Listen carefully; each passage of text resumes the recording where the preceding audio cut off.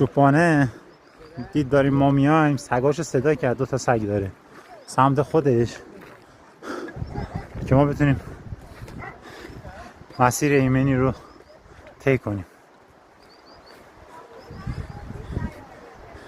اینجا دامنه های قله سبلان. Burası İslerüz'də? Bəli, bəli. Ha. Bura hara olay? Şirvan dərəsi. Şirvan dərəsi. Bəli. Siz nə işə məşğulsuz? Heyvan otarmaq, Aferin. şahidçilik. Aha, be salaməti. Yaman qaçır ya. İtlər yaman xoş gəldi. Siz hansı fəsl burada olaysınız? Can, Ordatma. Xordadma, Mehri, Ordim, Şəhrivər. Ömer şəhər. Nə gözəllik var burada. Bəli. İman.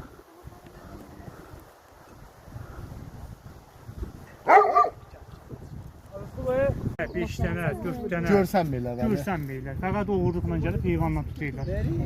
Qalan da itlər qoymayır. Xərs nə cür?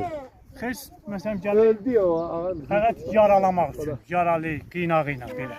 Aha. Hələ o qayanı bir ləhsə belə çıxdı, mən özüm təəccüb qaldım. Nə mən ay. Ha, Ha.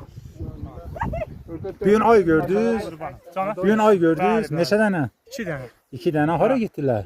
Çıxdılar Köyşənə. Aha. Onlar Şabildə qalıydılar. Aha, orada zindagi. Əksərə çünki quşları atıydılar, instada zətdə Onlar- göstərirdilər, bəli.